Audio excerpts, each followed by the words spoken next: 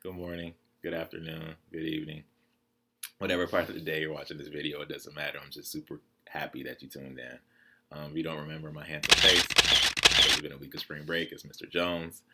No, on a more serious note, I really hope that you all are at home staying safe, staying healthy, and staying out of harm's way during these times. I really miss all my students, not just my students in my two English classes that I teach, but all my students at Columbus. I got to go to the school on Friday and help pass out some breakfast and lunches to families and students, and that was great. I got to see some students. I saw Noah. He was telling me how he's been staying up all night and going to bed super late and waking up super late. And I know he's not the only person doing that.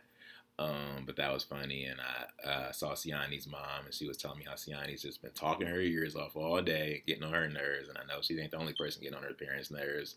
But no, it was good to see them. And I hope you are all at home. I miss you all so much. As you can see, trying to make my apartment look like a classroom. And I got my Morehouse sweater on. I got my Morehouse hat that Kayana got me. Thank you. I got some pictures on the wall. I think Denasia drew this one, and I think Timea gave me this sock monkey. I don't know who drew that picture. There's not a name on it, but I think Malachi drew that picture, Mr. Jones too. But like I said, I miss you all. I hope you all are doing well. So what I'm going to be doing every day is doing a read aloud from a book. I'll be reading a chapter a day out of Brian's Winter. And at the end of the chapter, I'll have a couple questions for you to answer, where you can answer it on a piece of paper and write it down and send it to your teacher. Or you can type it out and send it to your teacher on Dojo. Or if you just want to discuss it with your friends and family and just have a discussion about the questions, that's fine as well. But I just want to make sure that we're still getting some reading done, getting some learning done during this time, because we still got to learn. So like I said, we're going to be reading Brian's Winter. And if you remember, in quarter two, we read The Hatchet, where Brian was going to visit his dad over the summer. He took a plane ride, his plane crashed, and he was in the forest fending for himself for the whole summer before he ultimately got rescued after some weeks and days. This book, Brian's Winter, is the second book in that series, or the third book in that series, but this book is an alternate universe where Brian doesn't get saved at the end of The Hatchet, and he actually has to survive the whole winter on his own in the forest. So I thought it'd be cool to get a continuation of that book. So I'll let you look at the cover for a little bit. You can kind of see the forest where he's in. You see the snow's on the ground now because it's winter, and Brian's famous hatchet. I'll read the introduction on the back, and then we can get into it. In the Newbery honor-winning Hatchet, 13-year-old Brian Robeson learned to survive alone in the Canadian wilderness, armed only with his hatchet. Finally, as millions of readers know, he was rescued at the end of the summer. But what if Brian hadn't been rescued? What if he had been left to face his deadliest enemy, winter? Gary Paulson raises the stakes for survival in this riveting and inspiring story as one boy confronts the ultimate test in the ultimate adventure. So, let's get into it. Fall came with a softness, so that Brian didn't realize what was in store, a hard-spined Northwoods winter, until it was nearly too late. He had never thought he would be here this long. After the plane crash that marooned him in the wilderness, he had lived day by day for 54 days until he had found the survival pack in the plane. Then another 35 days through the northern summer, somehow living the same day-to-day pattern he had started just after the crash. To be sure, he was very busy. The emergency pack on the plane had given him a gun with 50 shells, a survival .22 rifle, a hunting knife with a compass in the handle, cooking pots and pans, a fork, spoon, and knife, matches, 2 butane lighters, a sleeping bag and foam pad, a first aid kit with scissors, a cap that said Cessna, fishing line, lures, hooks and sinkers, and several packets of freeze-dried food. He tried to ration the food out, but found it impossible, and within 2 weeks he had eaten it all. Even the package of dried prunes, something he hated in his old life. They tasted like candy, and were so good he ate the whole package in one sitting. The results were nearly as bad as when he glutted over the gut cherries when he first landed. Remember when he ate those cherries and he threw up? Yeah. His stomach tied in a knot, and he spent more than an hour at his latrine hole. In truth, he felt relieved when the food was gone. It had softened him, made him want more and more, and he could tell that he was moving mentally away from the woods, his situation. He started to think in terms of the city again, of hamburgers and malts, and his dreams changed. In the days, weeks, and months since the plane had crashed, he had dreamed many dreams. At first, all the dreams had been of food. Food he had eaten, food he wished he had eaten, and food he wanted to eat. But as time progressed, the food dreams seemed to phase out, and he dreamed of other things, of friends, of his parents, always of their worry, how they wanted to see him. sometimes that they were back together, and more of girls. As with food, he dreamed of girls he knew, girls he wished he had known, and girls he wanted to know. But with the supplies from the plane, his dreams changed back to food, and when it was gone, it what seemed a very short time, a kind of wanting hunger returned that he had not felt since the first week. For a week or two, he was in torment, never satisfied. Even when he had plenty of fish and rabbit or fool bird to eat, he thought of the things he didn't have. It somehow was never enough, and he seemed to be angry all the time. So angry that he wasted a whole day just slamming things around and swearing at his luck. When it finally ended, wore away, was more like it, he felt a great sense of relief. It was as if somebody he didn't like had been visiting and had finally gone. It was then that he really first noted the cold. Almost a whiff, something he could smell. He was hunting with the rifle when he sensed the change. He had awakened early, just before first light, and had decided to spend the entire day hunting and get maybe 2 or 3 full birds. He blew on the coals from the fire the night before until they glowed red. Added some bits of dry grass, which burst into flame at once, and he heated the water in one of the aluminum pots that had come in the plane survival pack. Coffee, he said, sipping the hot water. Not that he ever liked coffee, but something about having a hot liquid in the morning made the day easier to start. Facts. Gave him time to think, plan his morning, and as he sipped, the sun came up over the lake, and for the 100th time, he noted how beautiful it was. Mist rising, the new sun shining like gold.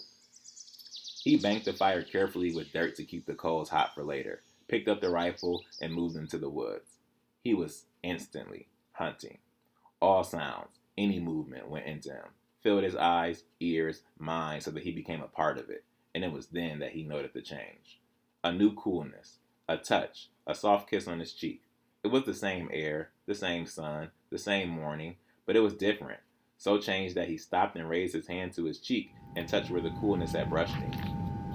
Why is it different? He whispered. What smell? But it wasn't a smell so much as a feeling, a newness in the air, a chill, there and gone, a brush of new cool air on his cheek. And he should have known what it meant, but just then he saw a rabbit and raised the little rifle, pulled the trigger and heard only a click. He recocked the bolt, made certain there was a cartridge in the chamber, and aimed again. The rabbit had remained sitting all this time, and pulled the trigger once more. Click. He cleared the barrel and turned the rifle up to the dawn light. At first he couldn't see anything different. He had come to know the rifle well. Although he still didn't like it much, the noise of the small gun seemed terribly out of place and scared game away. He had to admit it made the shooting of game easier, quicker.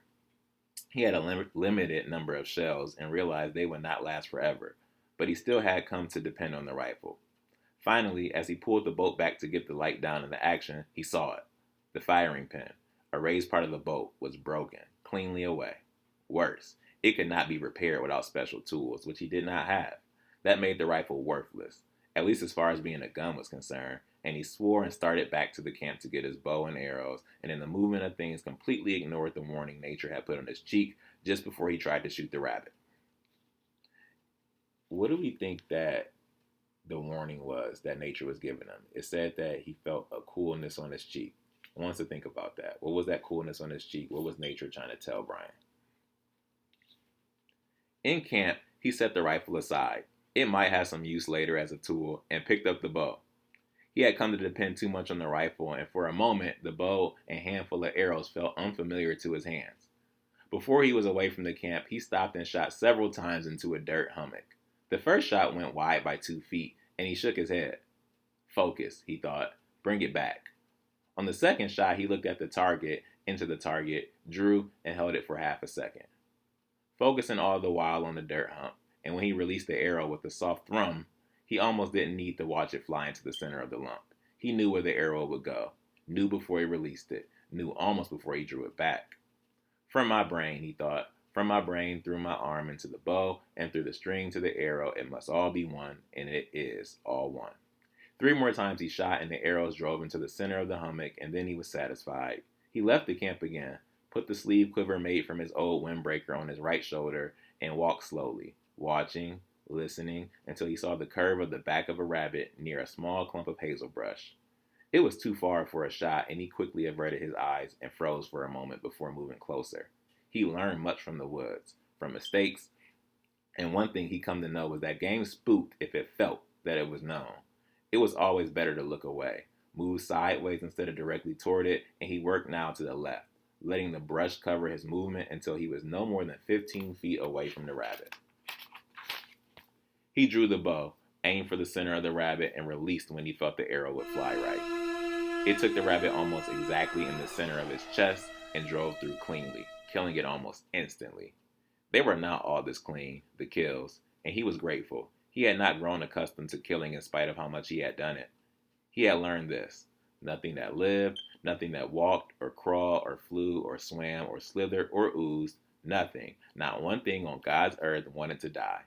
No matter what people thought or said about chickens or fish or cattle, they all wanted to live. But Brian had become part of nature, had become a predator, a two-legged wolf.